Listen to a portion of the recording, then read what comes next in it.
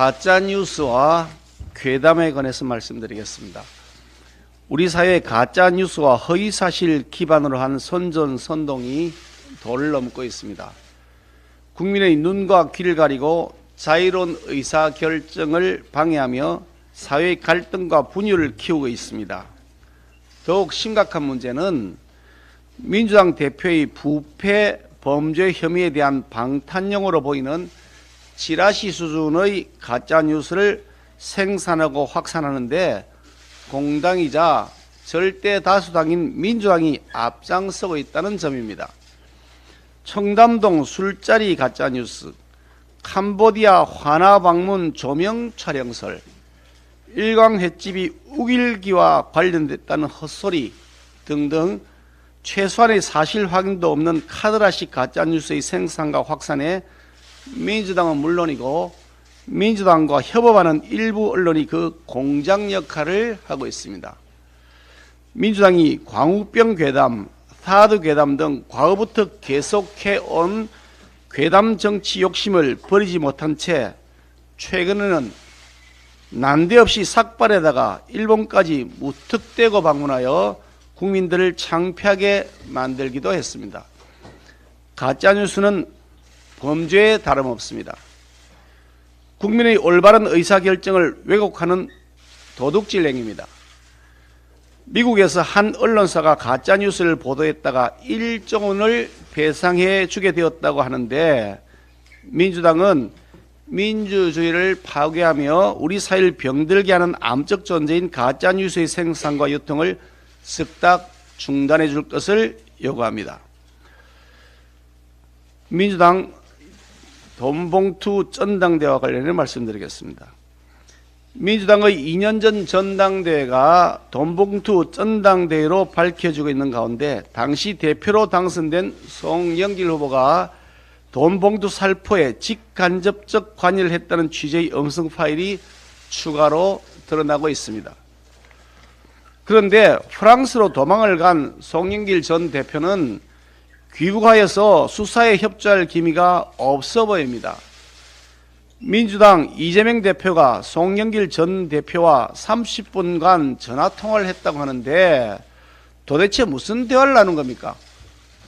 송 대표와 이재명 대표가 서로 말을 맞추어서 진실 은폐하기로 뭐이라도 한 겁니까?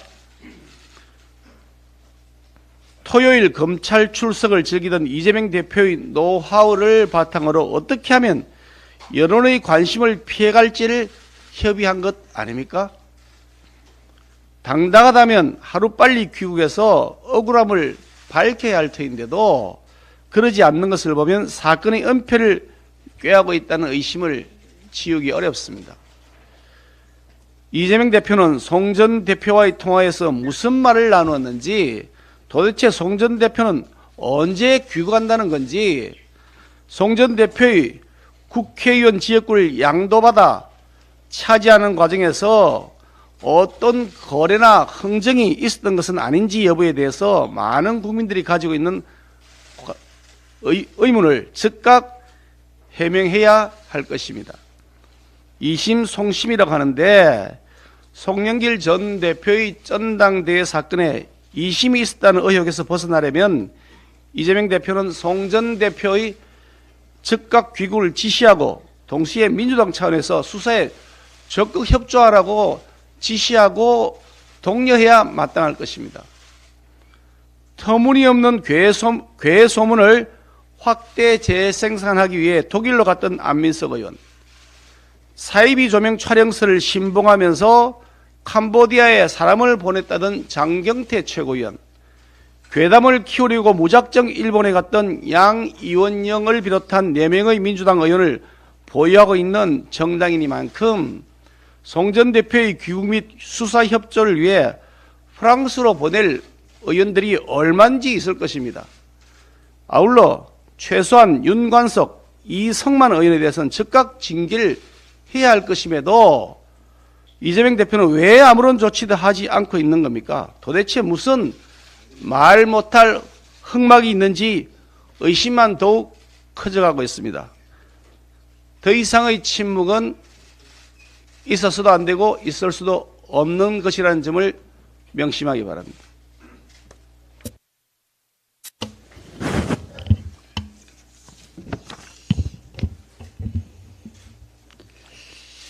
(21대) 국회는 임기 내에 다수당의 일방적인 입법 폭주와 의회 정신 유린이 반복되고 있습니다.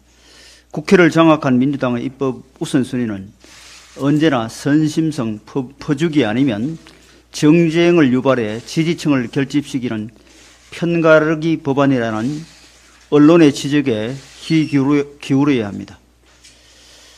민주당은 오는 27일 본회의에서 50억 클럽 특검 등 소위 쌍특검을 처리해 입법부의 본분을 다하겠다고 했습니다. 지난 본회의에서는 아직 사회적 합의에 이르지 못하고 보건의료 직역 간 극심한 갈등을 빚고 있는 간호법 제정안을 일방상정하기 위해 의사일정 변경 동의안을 제출했습니다. 교육위에서는 대학생 학자금 무이자 대출법을 무소속 의원을 또다시 안건조정위에 투입하는 꼼수를 써서 통과시켰습니다. 오늘은 재난의 정쟁화 우려가 있는 헬로원 참사 진상규명특별법을 발의한다고 합니다. 하지만 전세 사기 방지법 같이 민생 안정을 위해 꼭 필요한 법안 처리를 위해 다수의 힘을 동원한 적은 없습니다. 여야 간 합의 없이 다수당 단독으로 한다는 것은 뒤집어 말하면 독단으로 한다는 것입니다. 민생 법안 처리에는 관심도 없고 정치적 유불리만 따지며 정쟁에 몰두하는 지금의 모습이 과연 공당의 자세인지 묻고 싶습니다. 대책을 기다리는 전세 사기 피해자들의 마음은 매 순간 타들어가고 있습니다. 이런 상황에서 정쟁을 위한 입법에 매달리는 모습은 전세 사기 피해자들의 가슴을 다시 한번 헤집어 놓을 것입니다. 오는 27일 본회의는 오롯이 민생 법안에 집중해야 할 것입니다. 불필요한 정쟁을 유발한 법안은 뒤로 미루고 전세 사기 대책 관련법을 합의 처리하는 데 모든 노력을 다해야 할 것입니다. 관성에 못 이겨 정쟁만 쫓지 말고 민생을 먼저 생각하는 정치의 기본으로 돌아올 것을 민주당에게 간곡히 요청드립니다. 전세 사기 대책과 관련해서 말씀드리겠습니다. 어제 전세 사기 피해 대책 마련을 위한 우리 당 TF를 구성했고 조금 전에 긴급 당정 협의를 열어 대책을 논의했습니다. 정부와 여당이 역할을 분담해서 피해자들에게 실질적 도움이 되는 대책을 서둘러 추진하겠습니다. 현재의 전세 사기 사태는 피해자 대부분이 하루가 급한 사회적 약자인 만큼 이를 정쟁의 대상으로 삼아 시간을 허비해서는 안 된다고 생각합니다. 책임을 따지고 재발 방지 대책을 세우는 일도 중요하지만 당장은 여야가 머리를 맞대고 피해 회복에 집중해야 할 것입니다. 특히 실질적인 피해 회복 방안을 추진하려면 국회에서 제때 신속하게 입법으로 뒷받침을 해줘야 합니다. 현재 인천 위추홀과 경기 동탄에서 대형 피해가 발생했지만 소위 깡통 전세들이 전국적으로 적지 않은 만큼 서둘러 피해 대책을 마련해야 하는 상황입니다. 여러 관련 법안들이 국회에 제출되어 있음에도 처리가 지연되어 피해를 키웠다는 지적이 나오는데 여야 모두 반성하고 대책 마련에 힘을 합쳐야 할 것입니다. 우리 당은 피해자들의 의견을 충분히 수렴하고 야당과도 긴밀하게 협의해서 피해 대책 입법 속도를 최대한 높이겠다는 말씀을 드립니다. 정부도 현실적인 어려움이 있겠지만 피해자 입장에서 실효적인 대책을 세워주시길 바라며 야당도 보다 열린 자세로 협치에 나서줄 것을 당부드립니다. 네, 4월 20일 오늘은 제43회 장애인의 날입니다. 매년 돌아오는 장애인의 날이 되면 지난날 우리 사회에서 여러 어려움을 겪고 있는 장애인들을 위해 얼마나 많은 변화 노력을 우리가 해왔는가 스스로를 돌아보고 또 반성하게 됩니다. 며칠 전에는 무궁화 열차 전동 휠체어 좌석을 예매한 지체 장애인 승객의 탑승을 코레일이 거부한 일이 알려져 충격을 주었습니다. 단순한 사과와 해명으로 끝날 일이 아닙니다. 그간 이런 일들이 없었는지 기타 교통시설까지 확인해서 총체적 재점검에 나서야 할 겁니다. 현재 주어진 장애인의 이동권조차 제대로 지켜지지 못하는 현실을 타개하기 위해서는 정부와 정치권의 문제 해결을 위한 강력한 의지가 반드시 필요합니다.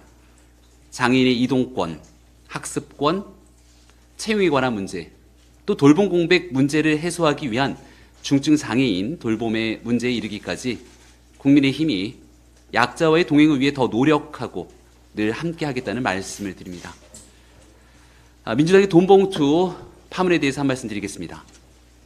민주당 돈봉투 파문에 대해 하루가 멀다 하고 새로운 녹취 파일이 터져 나오니 경악, 충격이라는 말도 이제는 아까울 지경입니다.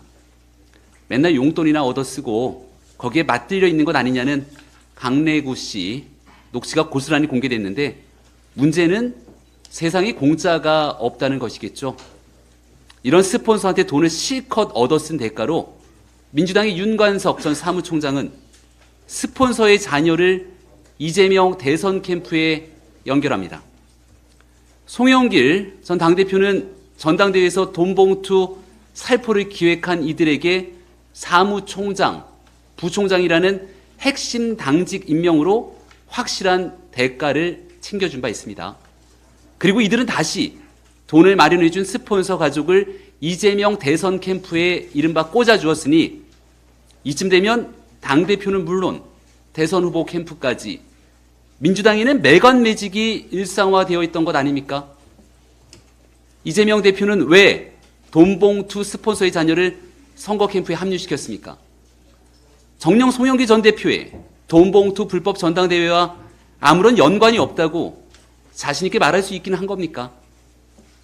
그리고 이재명 대선 캠프에 꽂아놓은 스폰서 패밀리가 정녕 이 한 명이 전부인 건지 묻습니다.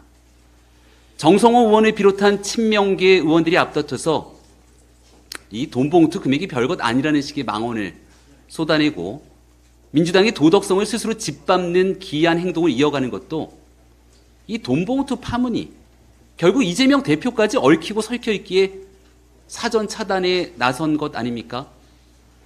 민주당 내에서조차 지난 대통령 선거 당시 송영길 지도부가 되게 편파적으로 경선 관리를 했다면서 선거 부정의 가능성까지 열어두며 이재명 대표 체제의 정당성 문제까지 거론하더군요. 국민의 혈세인 국고 보조금을 엄청나게 받는 정당이 당직을 스폰의 대가로 거래하는 행동이 적나라하게 드러났는데도 아무런 조치를 이 대표가 취하지 못한다면 이 같은 이재명 대표를 향한 의구심은 더욱 커져만 갈 겁니다. 더불어민주당의 전당대회 돈봉투 살포 사건과 관련해서 송영길 전 대표가 돈 살포를 알고 있었고 스스로 돈을 뿌렸다고 의심할 수 있는 녹음 파일이 나왔습니다. 당시 전당대회에서 송영길 전 대표는 이재명 대표의 전폭적인 지원 덕분에 간신히 당선될 수 있었습니다. 또 전당대회를 계기로 지난 대선 경선에서 이심송심이란 용어가 판을 친 점, 대선에서 패배한 이재명 대표가 송영길 전 대표가 5번이나 당선된 인천의 지역구를 접수한 점 등을 고려할 때 이번 사건은 종착점을 송영길 전 대표로 볼 수 없습니다. 친 이재명계 의원들이 한 달 밥값도 안 되는 돈 등 각종 궤변을 통해서 축소에 급급한 것은 초유의 전현직 대표 더블 리스크를 송영길 한 명으로 국한하겠다는 의도가 있을 것입니다. 이재명 대표는 전당대회 돈 봉투 사건보다 훨씬 심각한 대장동 부패 게이트 같은 자신의 개인 비리에 대해 사과한 일이 없습니다. 구시대적 돈 살포 사건을 정치 보복이라고 국민을 속이려 한 데 대해서도 사과한 일이 없습니다. 어설픈 꼬리 자르기 시도는 성공할 수 없습니다. 민주주의를 오염시킨 돈봉투, 더불어민주당 국회의원들이 형님 나도 주세요 하는 돈봉투, 구린내 나는 구태문화 돈봉투입니다. 젊을 때는 새천년 NHK에서 도우미 불러서 놀고 나이 들어서는 돈봉투 돌리는 86 운동권은 이제 그만 정치에서 영원히 퇴장해 주십시오. 저는 새로운 시대를 여는 청년들을 대표해 이 돈봉투를 찢어버리겠습니다. 이재명 대표에게 엄중히 촉구합니다. 송영길 전 대표와 돈봉투 의원들을 즉각 출당시켜서 민주당의 돈봉투 문화를 찢어주십시오.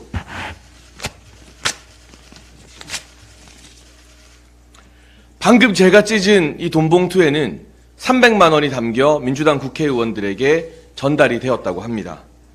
청년들의 한 달 월급보다 많은 돈, 한 가족의 한 달 생활비보다 많은 돈입니다. 얼마 전 세상을 떠난 전세 사기 피해자 청년은 2만 원이 없어서 어머니에게 도움을 요청했었다는 안타까운 사연을 우리 모두가 들었습니다. 대체 민주당 국회의원들은 얼마나 대단한 기득권이기에 300만 원이라는 돈을 우습게 여기는 것입니까? 적어도 청년 정치인들은 이렇게 썩은 돈봉투 문화에서 자유로워야 합니다. 신속하고 과감하게 돈봉투를 근절하고 우리 청년 정치인들이 해야 할 일이 많이 남아 있습니다. 노조의 자녀를 채용하는 고용 세습에 청년들이 분노하고 있습니다. 미래 세대의 부담을 외면하는 재정준치법 도입 지연에 청년들이 불안해하고 있습니다. 민주당의 청년 정치인들에게도 다시 한번 요청합니다. 함께 돈봉투 근절 선언을 하고 돈봉투의 강을 건너 미래로 나아갑시다.